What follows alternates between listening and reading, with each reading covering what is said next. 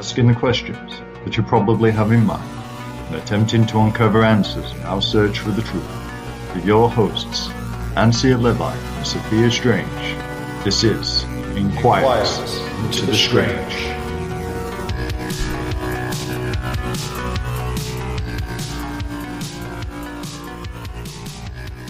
Hello and welcome to Inquiry 30. Is it 30? 30? I was going to say 30, but I didn't want to say it out loud in case it was wrong. It is 30. 30. Oh, 30. 30. Yeah. Wow. I'm excited anyway. Okay. You can be excited. Oh, thanks. So, What we're talking about then? the Enfield Poltergeist, or the Enfield Haunting, or the Enfield Possession. Okay. Pretty much the 1977 events that occurred in Enfield, North London. Was it in London? That's where Enfield is. Is it actually? I always Yes. think it's not in London. North London. Okay. Your geography skills are showing. I don't have any skills. Exactly. That's the point. Oh, right, okay. Well, it doesn't really change anything that it's actually in London, and I didn't think it was. How did you not think it was in London? I don't know. Maybe because the dramatisation of it I saw was very like... Set in London with Cockney accents. No, yes. it didn't. They didn't seem like Cockney accents to me. Oh, okay. Never mind. All right. It doesn't diminish from the facts of what happened there, does it? No. Okay. Okay, so a lot of people will be familiar with this as well. I suppose. There's been a Sky television dramatisation series. Is it the one that we watched? Yes. With Timothy Small. That's it. I couldn't think of his name. And Yeah. it's obviously the subject matter that's the inspiration for The Conjuring 2. Okay. I might need to watch The Conjuring 2 again, just to kind of... That comes in right at the end of Conjuring 2, isn't it? No, Conjuring 2 is set about the Enfield haunting. Do they go to London in it? Yes. This bit must have just passed me by. Bless you. You fixated on the nun, the demonic nun in The Conjuring 2. No, she's on it at the end. She's on it at the end. She pops up in the start of it as well. Does she? Because Ed's painted the picture. Have you watched this again without me since? Is your memory just better than mine? My memory's better than yours. Okay. Okay, but the story of what occurred in Enfield 1977 is well known. Even if you've not seen the Enfield Haunting TV series or watched The Conjuring 2, you'll know part of it because it's the inspiration for Steven Spielberg Tobe Hooper's Poltergeist. Is it really? Yes. I suppose I can see the parallels between those. And it made the news. It was the subject of BBC nationwide documentary programme at the time. We probably did an English comprehension on this one too, at school. I said like the Amityville. Okay, yes. I probably did, because when you talked about it, I was like, I've heard about this before. It probably was another English comprehension. I wonder if our English teacher was like secretly into all that stuff. Probably. Okay. Anyway. Yeah, okay. Digress. So the events, Enfield 1977, as I said, centred largely around a young girl called Janet Hodgson and her family to a wider extent, but predominantly affecting Janet Hodgson. Person. Okay. And everything that you would associate with, if I say the word poltergeist, poltergeist, that's a whole different kind of horror, isn't it? Let's not go there. Okay.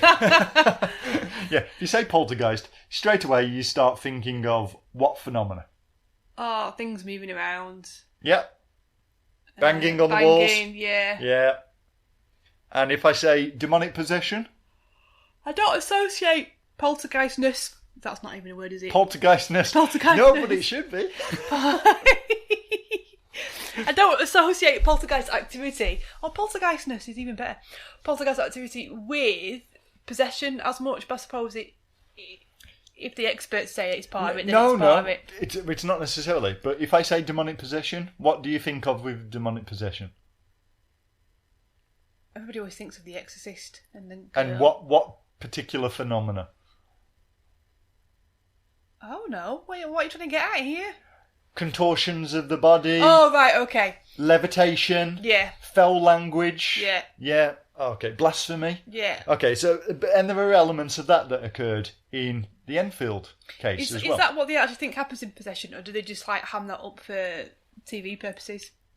No, those are pretty much the documented. There's contortions, lesions on the body, strange, unexplained bruising. There'll be false stigmata.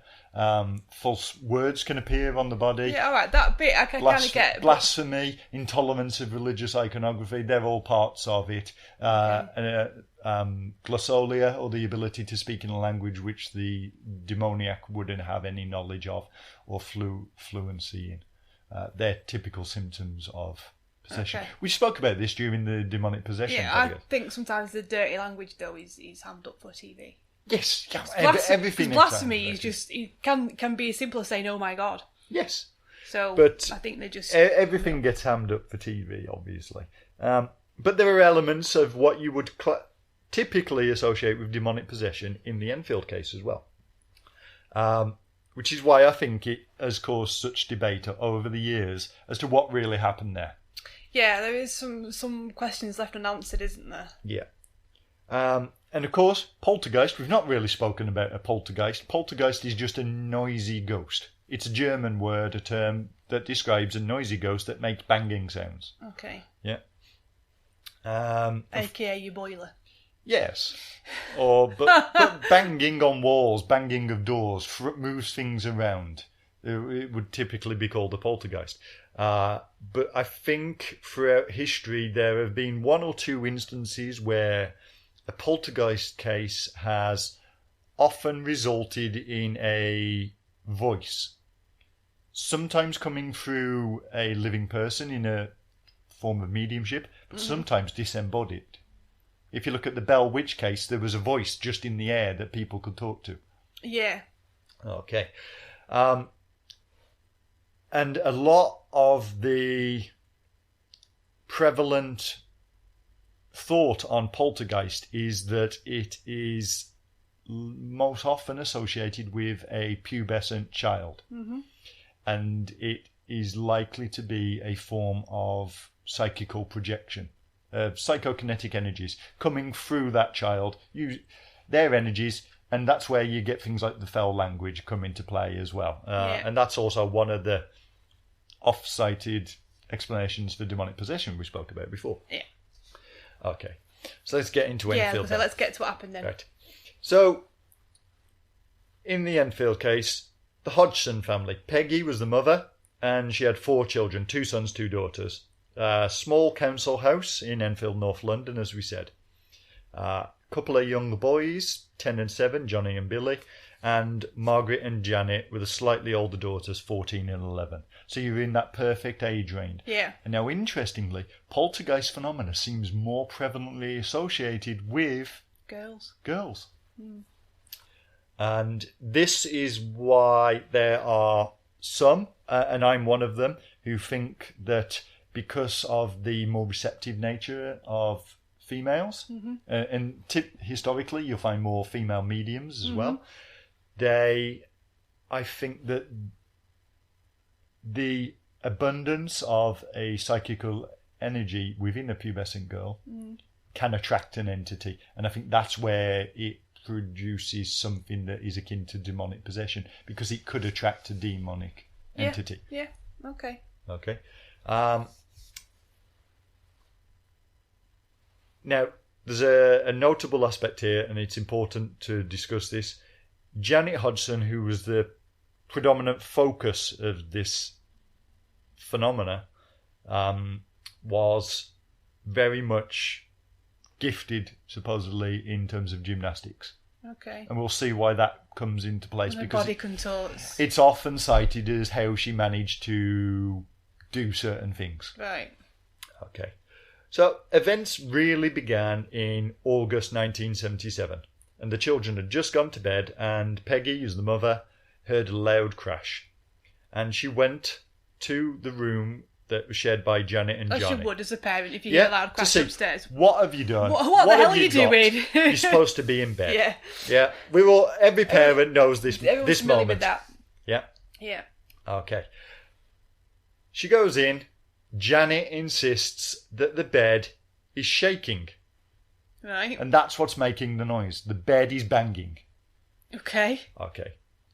So Peggy's in the room, and then they hear knocking coming from the walls. Right. Okay. Freak out moment. Yeah. Before anything else can happen, a chest of drawers moves across the room. Like totally across the room. Not just like... A foot. Right. It's not much, but it's a chest of drawers. Nobody touches it. It moves. It's enough to freak you out. It's enough to freak you out. I've experienced similar things in my own life, so I can know how that would be. Peggy, rightfully so, does what you always scream at people in horror films to do. She goes to the neighbours, asks for help, asks them to call the police. She's not in there going, oh, what's going on? This could be fun. Let's drag this out and put ourselves in mortal danger. Yeah, no, get the She's hell out like, of there. Let's get out, go next door, Yeah. call the police. Let's get some help on Yeah. this. Okay. Vic, who's their next door neighbour, while his wife's calling for the police, he goes in to investigate, see what's going on. Oh, Is there bless an him. intruder in the house? He cannot find anything. He can find nobody in the house. Okay. The police arrive. Okay. And they investigate. And in a statement, and this is quite interesting because WPC Heaps, who's one of the officers that attended, is also featured on the 1970s BBC Nationwide documentary that looks at what happened. All right. And she gives a statement. And she is on public record saying that she witnessed the movement of a chair. Okay. She also said that she heard 4 distinct tapping sounds on an internal wall of the house. Okay. With nobody in the house. Okay. They're investigating it.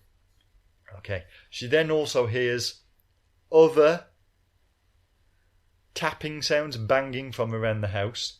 And Johnny, who's come in with the family to try and direct the police officers, points at a chair in the living room, and everybody in the house observes the chair wobbling side to side, as if something is rocking it, trying to tip it over.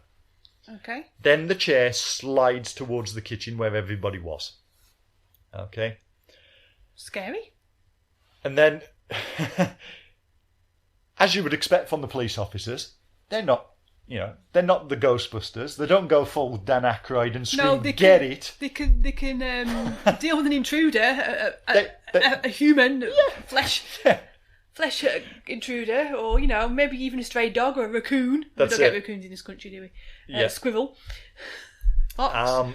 They leave the house, and the police officers tell the Hodgson family it's not a criminal activity. There's nothing we can actually do with the police. Bless them.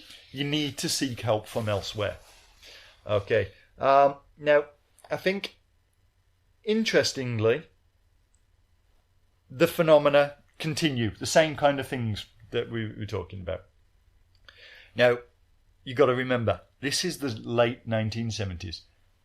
A good 20 years before the internet. Oh, yeah, easy. Yeah. How do you get help? Go to church. That would be a recourse that many people would around. go. Yeah, you would ask. You would try to reach out for help, wouldn't you? Yeah. But you go to the even library. in that days, you couldn't have really have picked up the yellow pages and gone, who do I get help with the haunting? You can't Google haunting? ghost hunting. Yeah. Hunters like you can today. How can I get help with this strange phenomenon that's going on in my house? You've got to remember also, this is pre things like the Poltergeist films and stuff. So people had an awareness of this, but it was something that you spoke about. And if you didn't have a close relationship to your local priest, you would be struggling for who to go to. So Peggy Hodgson did something that I think is highly reasonable. This day and age, we would say you're attention seeking, you're after money. Yeah. She went to the press. She went to the press to say, this is happening. And she was trying to get some attention in the hope that somebody would say, I know what's happening, we'll come along, we'll help you. Yeah. Okay. So the Daily Mirror, English newspaper, sends along a reporter and a photographer. Is it useful to point out it's an English tabloid? It's an English tabloid, yes. It's not quite National Enquirer level No. of craziness. It's not News of the World as it used to be. It was quite a reputable paper back then, I think, wasn't it? Yes, it just wasn't one of the broadsheets. Yeah. But it was quite open, I think, to investigating the the working class strange people thing. would be reading. Yeah. Yeah. As most tabloids are. So the reporter and the photographer went along early September 1977 and spent a couple of days in the house. Not much happened until they were about to leave. And as they were about to leave, the reporter Graham Maurice was hit on the head with a piece of Lego brick. Oh, that hurts, that does. A small Lego brick or a Duplo Lego brick, because there's a big difference in size. Joe, I don't know. But either way, this Lego brick was an apport. It appeared out of nowhere. Oh, so it wasn't just like they could have been playing Lego and... No. And this is the inspiration for that scene in Poltergeist where things drop out of the ceiling, out of thin air. Oh, right, onto the okay. thing. Yeah, so Lego brick out of nowhere, hit him on the head. Okay. So they call for some help, and who they call is the SPR, the Society for Psychical Research. Okay. Reputable research organisation, profound history, some of the most well-balanced scientific and philosophical, theological inquiries into paranormal activity. Right, of not all somebody forms just trying to have get a come from fast them. book so No, that they can like... and quite often they upset a lot of people because they do rapidly debunk stuff. They'll say, this is fraudulent, this is your imagination, this is natural your boiler. phenomena. Yeah. Okay. So they sent in the person who, in the dramatisation, is played by Timothy Spall, Maurice Grosse. Okay. And Maurice Grosse was a relatively new member of the SPR, and he had joined after the tragic death of one of his daughters the year before. And so he had quite a interest in what is the afterlife, what is out there. Yeah. And he'd had his own experiences.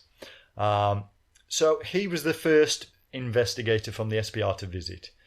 And he started to talk to the family and document it. And there wasn't much at first.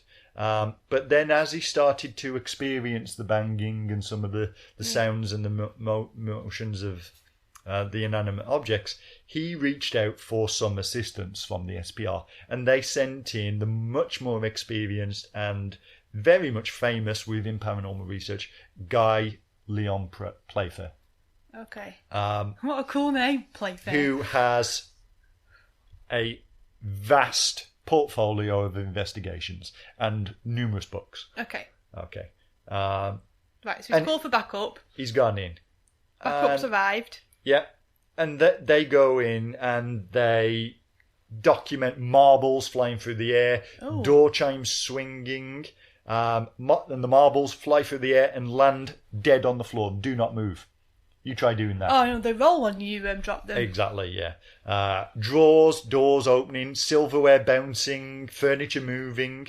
And the Daily Mirror newspaper was still there at this time at some points, and they were documenting it as well.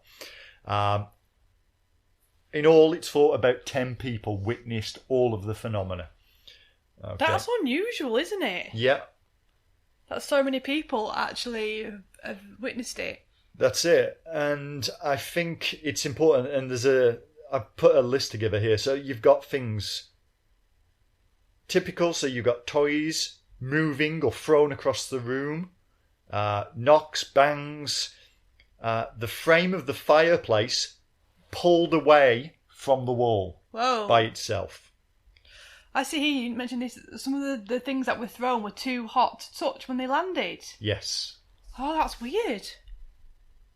And that, again, it's to do with that psychical charge of energy. The energy, yeah. The energy's hot when it's working. And I love my science. There are other reports of this. And yes, it was a common aspect of seances with mediums during the Victorian period, where there was a lot of fascination with spiritualism. But when you have apports and disports with things disappearing and reappearing randomly in the seance, they were often hot to touch as well. So you could say that some of those seances were genuine, but we digress. Footsteps, a Uri Geller moment when metal spoons were found to be bent. All right. Or would bend. Electronical equipment. Not working. Failure to work, which again is quite common even in modern investigations, contemporary investigations. And there's one here, or two, that to me start to tip that balance away from it being a haunting or a poltergeist and suggest a demonic infestation. Yeah. Excrement appeared throughout the home. Nice. And this again is often cited as part of a signifier of demonic activity. Also, there would be small fires. Like boxes of matches would ignite. Oh, wow. By themselves. And again, with the heat sources of things that are reported. That's a lot of stuff back in the 70s would be very difficult to fake. Exactly, yeah.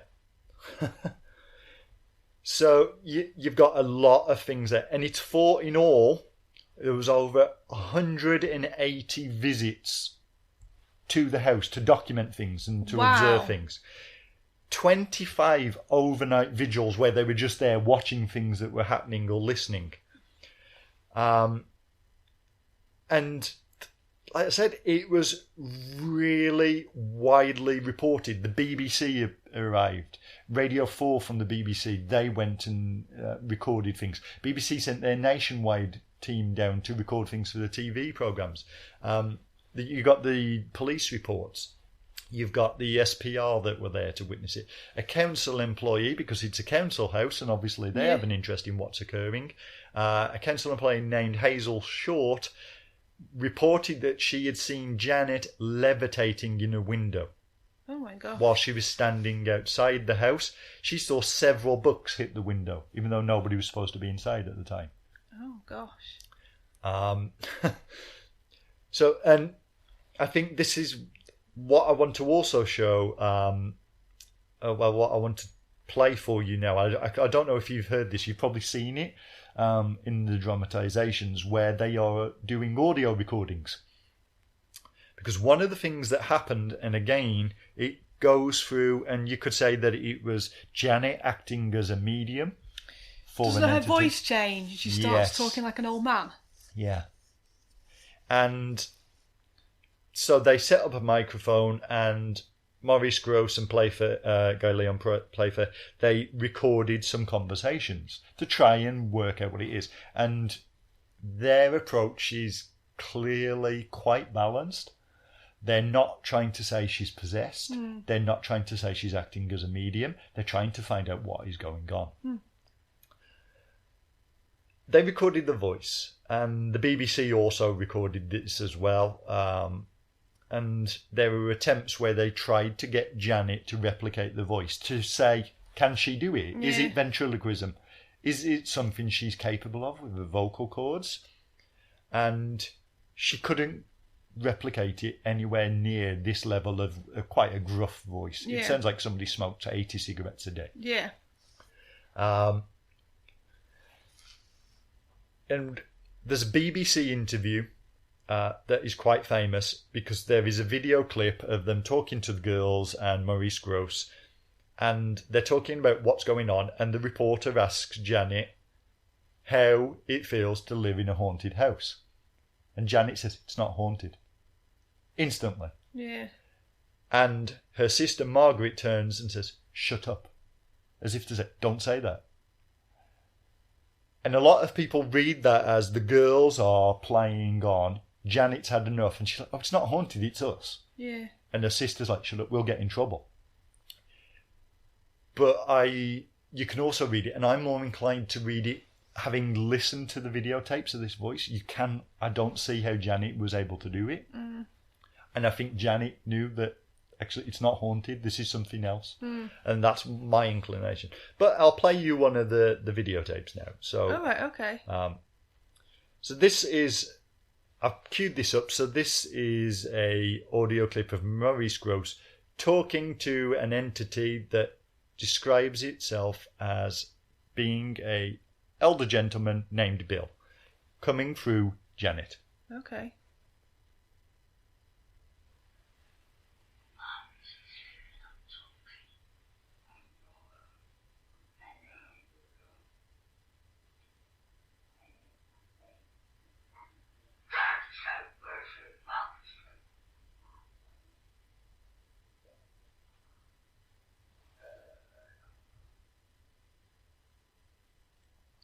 But you can hear the guttural sound. Yeah. And you got to remember, Janet's not too much older than our own daughter.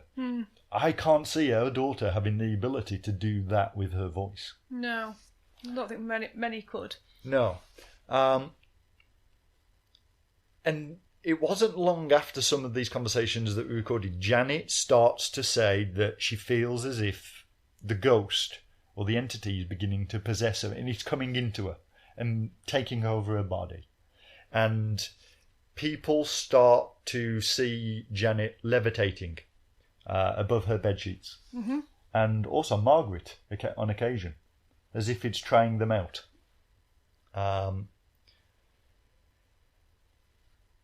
And when you have the alteration of the vocal cords and somebody speaking in another voice other than their own, that's the first signifier. But then I think you've also got this where you've got the activity in the house. It's a signifier of what I would say it's one of the stages of demonic possession. It's gone from infestation in the house to an obsession with Janet. Yeah. And it's starting then to oppress her and make her feel like it's trying to take over her. Yeah.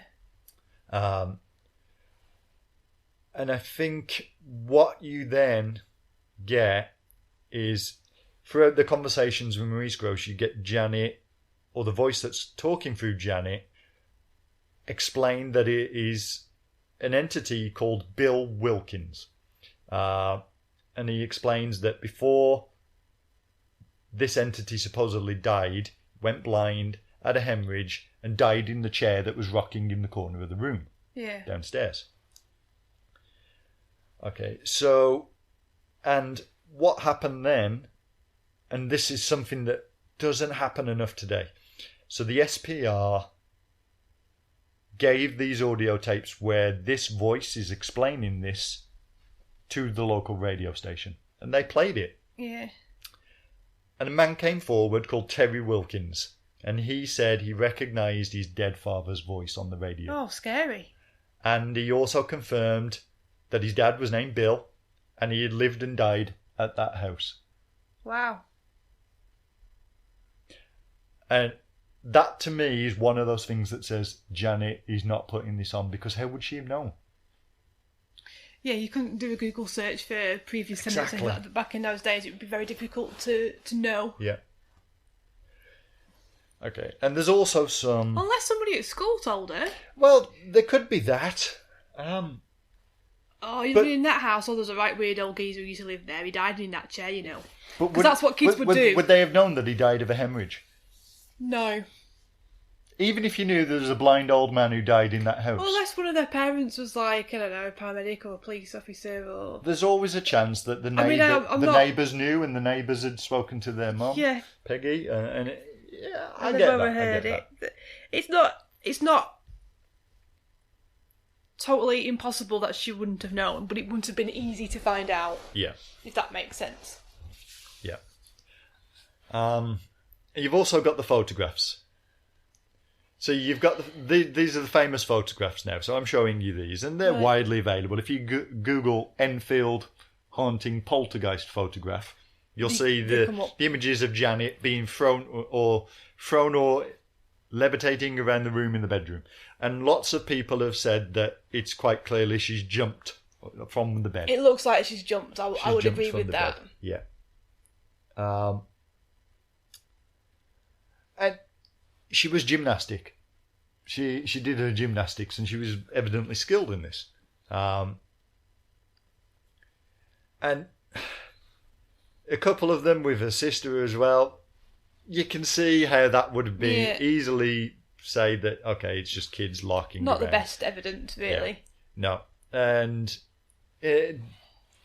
typical scenes of contorted bodies that you would think are associated with demonic possession. Yeah. And there have been lots of people, and it's kind of inferred within the dramatisation series as well. Yeah. The question's over, did Maurice Grosse make more out of this because he was so desperate to reach out to his deceased daughter? Was it his way of dealing with the trauma? I don't think so. And there have been accusations that he fed ideas into Janet's head. Oh, do you feel like you're possessed? Did he ask leading questions? Not intentionally to create a fraud, but because he was so desperate to believe, was he not restrained enough to avoid leading questions? And it's an issue. But I think as well, and for me, I put a lot of credit in the fact that Guy Lyon Playfair was there. And he was much more experienced than Maurice Grosse. If Playfair had suspected fraud or said, actually, you're leading this the wrong way, took him off the case. Yeah, he would have stepped in. Yeah. I also think when you've got credible witnesses like police officers, council officials, and journalists. Yeah. And the journalists would have loved to have said, this is legitimate, but it's also fake. We know where the press like to build somebody up and then tear them down. Yeah. It sells the headlines. But I think also the fact that the Warrens stopped by. Yeah. Ed and Lorraine. Well, predominantly Ed. And this is the basis for the film. And the film obviously is exaggerated because you make more out of it. Oh, yeah, of course. But because it's a side note in their book, really, isn't it? It's not even a main thing. Now, Ed only briefly investigated the case. The SPR perhaps didn't really want somebody else treading on their turf. But Ed managed to identify that just before the event started, at the end of 1976, the children had been playing with an Ouija board. Ugh. Which we all know, and you're really adamant on the dangers of Ouija boards, and how, especially for children, not knowing what they're doing, opening up and letting goodness knows what through. Yeah. Okay, and I think, like Maurice Grosse, Ed has been accused of exaggerating events, making it up. But Ed also made a recording, and this time it's quite interesting. And there's a transcript in the fantastic book, The Demonologist, by Gerald Brittle, of the recording. But I've also got a bit of it, so you can hear it's a similar voice. Yeah. But there are a number of aspects that I think really set it out. And in terms of, is it a ghost or a poltergeist, Ed talks to the voice that's coming through young Janet, and there are a number of voices that come through. And in the end, there are 6 or 7 entities that are all there. And I think it's quite interesting. Ed asks how they can help the family and get rid of all of the problems in the house. And the voice responds, kill the ghosties. And Ed says, aren't you a ghostie? And the voice says, no. Huh. So what is it then? Well, this is it. And when Ed asks how many of them there are, the voice says 1, 2, 3, 4, 5, 6. And when Ed asks the names, there's a list of names that come out. And Ed says, well, who's the leader? Nobody. Nobody's the leader. I'm a liar. And this is where Ed starts to say, this is a demon. Demons are many. There's no leaders. It's the idea of pandemonium. Craziness. In the Divine Comedy and Paradise Lost. It's the idea that it's actually, the whole craziness of democracy without a leader at the head. And Ed also asks where the entities have come from, where they came up into the house. and they say they came up through the floorboards. It came up from below. Ed really starts suspecting, and there's a couple of things. But I have a clip of the Ed Warren recording. All right.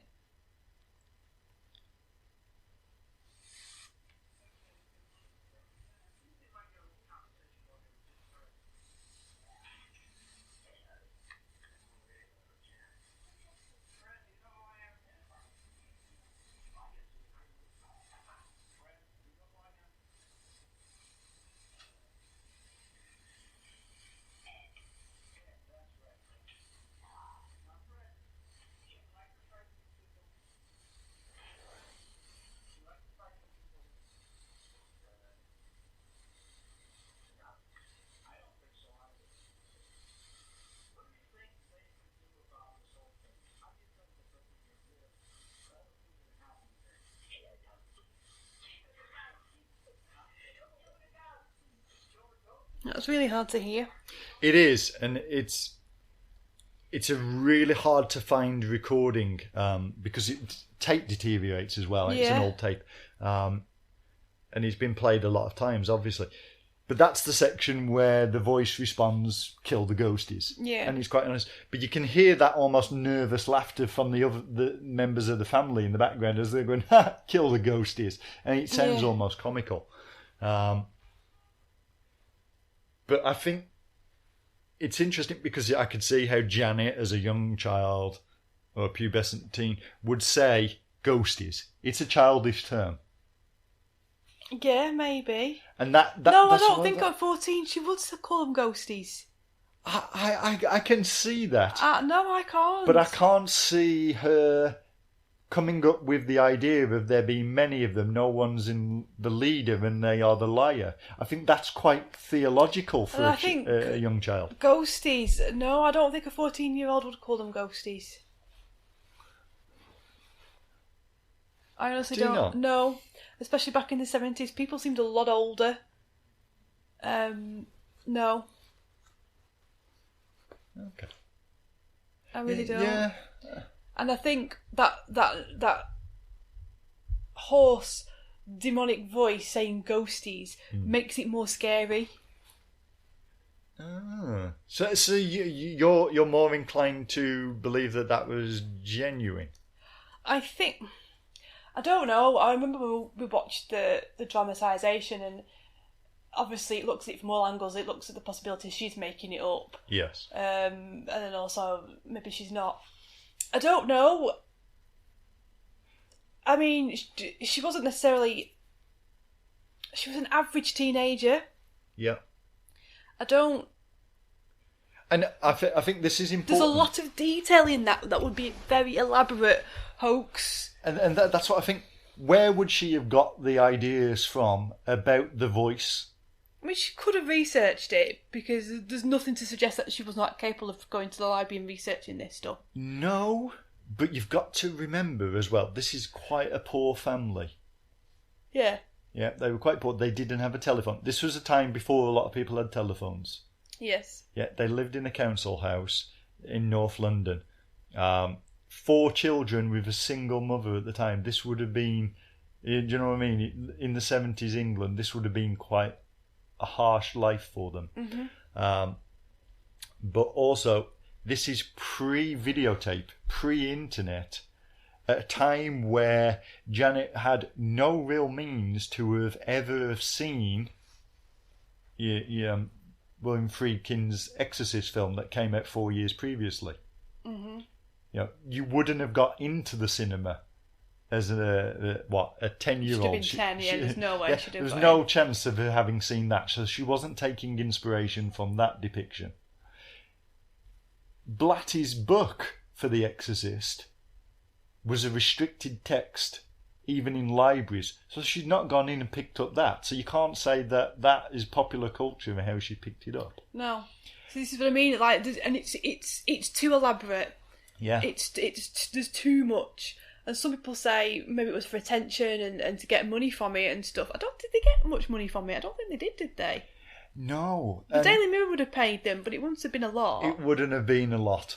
And I think if they wanted to, and I always argue this, if somebody is milking events at the time and years later, like every 5 years, I've just remembered something else that happened. Yeah. To pump up the publicity and drive a new book or try and get a film deal. And I think when they're not doing that. Original investigators first came, it wouldn't have been until they'd been there a few days and were about to leave. Yeah. There's something. If you were faking it, you'd probably have stuff happening all the time. Yeah. I don't think Janet got a lot of gain out of it all. No. So I don't know. Even the attention wouldn't have been positive attention. So I don't know what her motivation would be. And like we said when we talked about the Kelly Hopkinsville and the goblin creatures, that family just wanted help and wanted it solved. Yeah. They didn't want publicity and they don't like to talk about it. No. And the same with the Betts family in the Strange Sphere, which we've not talked about on the podcast, but they don't want publicity. See, and they were a wealthy family. I'd be the same. I wouldn't want publicity. I wouldn't want to be on breakfast television talking about my haunted house. I wouldn't want to be in the papers. I'd want to be left alone. But this was their only way to try and say, can anybody out there help us? And I get that. That's how do I reach out and get some attention to see if anybody can help us? The only way you could. You go through. And I get that now. I wonder if she rang the Daily Mirror originally asking to put an advert in. It's plausible. It is plausible. And then it's just got... They've gone, actually, that sounds like an interesting story. We'll do it as a story. Yeah. You know, because that's how you did things, isn't it? If you needed to put something out there, you'd ring your local paper and ask for... That's it. And I think too many skeptics focus on, they were doing it for publicity. And you can't, like you say, you can't say how Janet knew the theological hints that it could be a demon, knew the stages of obsession, and possession. She wouldn't have known that. She wouldn't have come across The Exorcist in film or book terms. She would have to have really gone out of her way to have learnt about this, to then go and research it, to elaborate. And in a family with 4 children, in close, not many age gaps, I think all the siblings would know. Yeah. The siblings would know exactly if she was up to no good. So would Peggy, the mother. Yeah. You know, 4 children, you know what's going on. You know what's going on, yeah. But you've got those independent witnesses, the council worker, the police officers. Hey, what motivation have they got to make it up? The SPR, who aren't out there making money and publicity, they were out there looking for answers to debunk or to find evidence for. That's what the SPR does. That's why they're so credible. You've got the Warrens, and people like to tear down the Warrens. But again... They didn't take money, did they? No, they weren't. And a lot of people call all sorts of things about the Warrens, but I really credit them with their approach and their honesty. They don't go in there looking for it, and they go in to try and help. That's true, actually. They don't advertise their services. That's what they used to do, and I just think... Well, they didn't advertise their services. They're both passed now. Both passed now, yeah. So I'm inclined to think this was something genuine, and the fact that the house, there's nothing to suggest events have carried on for years afterwards. Is the house still standing? I don't know. Because what I find interesting about this case is it does only affect the one child, but that's not unusual in these sorts of things. But it's like a nondescript terraced council house in North London. Yeah. So what's special about that house? Why isn't the house next door haunted on either side if it's a mid-terrace? Like, what is specific to that point? Or is it just an elaborate haunting by this man that died in a chair? Okay. I don't know. So we just... it's a semi. Yeah. Proper 1970s, 1960s English council house. Oh, yeah. Yeah, so it's still standing. Still standing. Still standing. Which one is it? This one? This one. That one. Yeah. Do you think the people that live in it know? Yes, invariably so. But if there was anything in that house at all, they would have raised the alarm and gone, do you know what? Let's get a bit of publicity out of this. This is still carrying on. Yeah, and I think that's You'd have had the most haunted crew in, wouldn't you? But that's common with poltergeist phenomena, and that's what says it centres around a person, a pubescent youth generally, because they give off some energy that either allows. Are you telling me there's not any more pubescent children that have lived in that house since the 1970s? Well, that's what. If there was a ghost with a discarnate conscious entity, as I like to call them, that was formerly carnate as a human being associated with that house, that was Bill. Yeah. And there was another pubescent child that's gone in there and given off the energies, it would have again used them to try and manifest, to communicate. Right. That's what suggests to me it was demonic. It was demonic. And it so poor Janet, has she still got this demonic entity following him around? No. So where did it go? Perhaps as she moved out of that phase of puberty, she no longer gave off the energies that it was feeding on. So it went to look for some more somewhere else. Yeah. And if they had played with the Ouija board, that could have attracted its attention. In the first place. place. And it said, oh, you're open. You're giving off the energies, and something latched on. And that's the stage of oppression. And that's, I don't think there was a demonic infestation in this house. It wasn't there looking for somebody to come in. It wasn't trying to attract them. They used the Ouija board and attracted the attention of something, which is why Ouija boards are so dangerous. Would that demonic entity then riled up any ghosts or other supernatural phenomena that were in the house? But demons are liars. So if the demon was like, old man Bill died in this house, let's pretend to be old man Bill. Okay. Instant lie. I'm nothing to be afraid of. I'm just the ghost of the man that used to live here. Okay. Yeah. Trying to make somebody open. Perhaps we can have a seance. Perhaps we can bring Bill through. That's what the demon wants. Let me in. Okay. And I think that's possibly what happened here. Right. It would explain a lot. Yeah. So what happened at the end? Did it just stop and it subsided into 1978? Yeah. And events gradually petered out, and that's what says to me that as Janet went through that phase, those energies kind of petered down and how bizarre, dropped off. So does she ever talk about it? Is there interviews with the family afterwards? She's given interviews afterwards, and she's still very genuine about the events. Okay, that's interesting. And that to me is also one of those key signifiers. If somebody is involved in a case like this when they're young, and then 40 years later is asked about it, and she was interviewed around the time of the Conjuring 2 film coming out, because it stirs up attention. Yeah. If you want to make money, and money was your goal then, and money is on your mind, and you're that way inclined, all you have to do is say, do you want the truth about that story? I'll sell it. Yeah. Give me 50,000. I'll sell you the rights to it, and I'll tell you why everything that's in that film and everything that these people have said is all a lie because I made it all up. Mm. That is not the case. That to me says there's something very genuine here. Scary. It is. And I think the similar things that we spoke about in the Amityville case that we looked at, and I think the Enfield is a very interesting one, and I think somewhere down the line we'll do the Black Monk of Pontefract. Okay.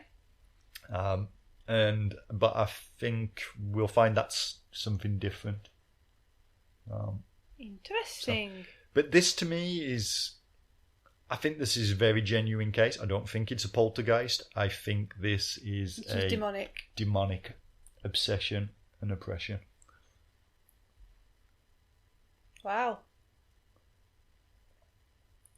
So have you ever had anything like that? What happened to me? Yeah. No. You never felt to talk in a gruff voice? Not to my knowledge. Not to your knowledge. Oh, yeah, that's a good response though.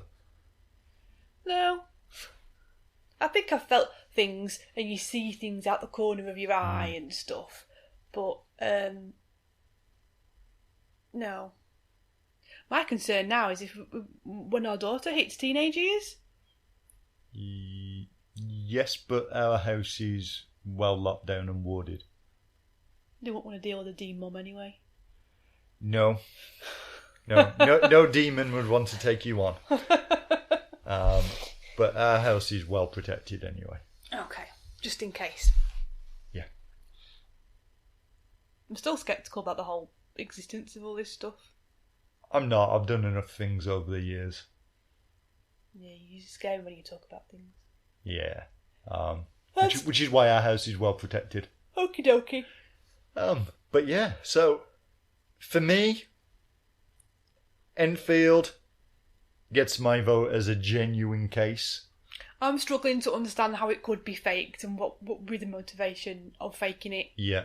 Like, I think if it happened today, it would be easy to say, oh, they've seen this film, they've been absolutely. on the internet, they're just replicating. Do you think that's why we don't hear much cases of that sort of thing anymore? Because people would be worried. Because I know if I had a genuine haunting or a whatever, possession or anything like that, I would be worried that people wouldn't take me seriously because of that stuff and would automatically assume I've made it up because of that stuff. I think society has shifted. Society on the whole has gone much more towards materialistic scientism. Yeah. Everything is just as it is, and atheism's on the rise to the extent that most people are like, there's no such thing as ghosts, there's no such thing as the paranormal. There's no afterlife, blah, blah, yeah, blah. I'm not afraid of that. They're just making it up. Yeah. That's it. Oh, they're just making it up because they've seen it on this. They're just Yeah. looking for attention. We've become much more cynical as a society. Do you think? Because I know from working with teenagers that like they do seem to believe this stuff, and they have that normal teenage fascination with all things paranormal, and like that Charlie game that people used to play. Yes. And I would have some that would play it and would be genuinely frightened, and I'd have to just say, you're just being silly. It was the aircon blowing stuff. And I think it's still out there, but I think people are reluctant to talk about it, especially in Western culture. Because you'll get poo-pooed for it. Yeah, because you get laughed at. Because the dominant paradigm out there is that materialism. It's just in films. Yeah. And people will laugh at you. It's just for Halloween in films. Yeah, and I would never... Like at work, sometimes they talk about putting on the bottom of your email, what book are you reading this week? Oh, yeah. I would have put half the books on there because people are like, what do you mean you're reading about the paranormal? What do you mean you're reading about UFO phenomena? Why are you reading about ghosts? Why are you reading occult texts? Because they're interesting. Because people laugh at that. I think people fear it. I think people laugh Yes, at it because out of fear, not because they... Yeah, but their gut reaction and their public response is, there's no such thing, that's silly. Why are you into that silliness? And I think that's why people in Western world are less inclined to put their hand out there and say, do you know what, this is happening? If you look at cultures where there's less of a shift towards materialism, and I think this is why you get like Charlie, who was quite prevalent in Latin America. Mm-hmm. There's still a big belief. Still predominantly Catholic. So inclinations to believe. Yeah. And they're open to say, do you know what? This is happening. Yeah. And I think this is why you also see it in African countries as well, where there's lots of... yeah. Right, we're closing the school because something's going on with the children. Because they're open to say, do you know what, we don't feel silly, this is what we genuinely think is happening. So they're more open to talking about it. I've had children... And children are more tell open. ghost stories, and children that have come from those cultures. Yeah. When they tell stories like that, they're almost... You struggle to believe, and you... Obviously children do make things up and exaggerate, but yeah, because... that to them that is their culture, and I learnt so much from listening to these kids say, oh yeah, and we have this superstition where I think there was one, I can't remember where this child was from originally, but apparently not turning to look behind you before you walk in your front door, and stuff like really real superstitions, and they're genuinely, you can see that they genuinely believe it, and will do these things. Very interesting. My nan, my grandmother, bless her, never believed in anything. Used to say to me, even as a child, "Oh, when I die, I just go to sleep. I'm gone." Yeah. That was her view. She wasn't afraid of anything. Not religious at all. Superstitious to the hilt. Would be cooking and would throw a handful of salt over her shoulder and also to ward off the devil.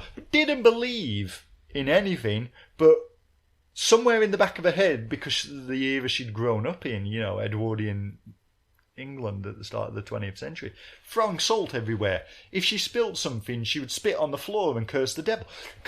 She was terrified of the devil, but didn't believe in the afterlife or God. It's funny, isn't it? People are funny. My mother was atheist, but was terrified of when she saw the shadow of a black dog outside of my bedroom when I was young.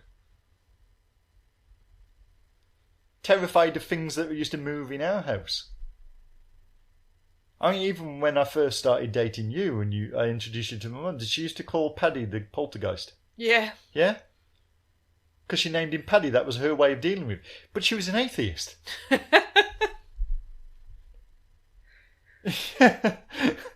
Yeah, but she was there with the phenomena. But I think, as a society here in England, certainly people are reluctant to come forward. Because it's not the cool thing, is it? No. It's all about appearances. Anyway, I think we have chit-chatted quite a bit. Yeah, so Enfield, I really like that one. I find that a fascinating case. There's plenty of documentaries out there. A quick search will throw up a million things on Enfield. Go and do your own research and have a gander.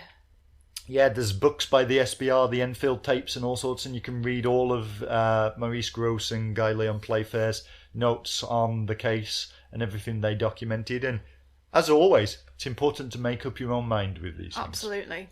So that's carrying on our run as we build up towards Halloween here. And have you got a sale on your Etsy store for Halloween? No. No? There might be. There might be one.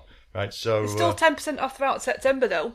Are we still in September? We're still in September. Last few days of September. Yeah. And we'll take it from there, I'm sure. So, also, if you want to read out more on poltergeist phenomena and demonic possession, not specifically the Enfield case, but some of the citations that I put forward in my hypotheses, that was in my first book, Towards the Conquest of the Paranormal. Did I read that one? No, that was too big for you.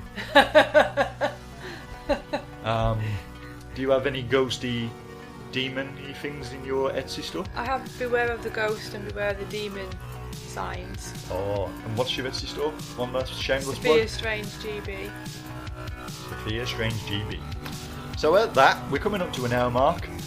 Thanks for listening. Be safe. Cheerio till next time. Halloween for life.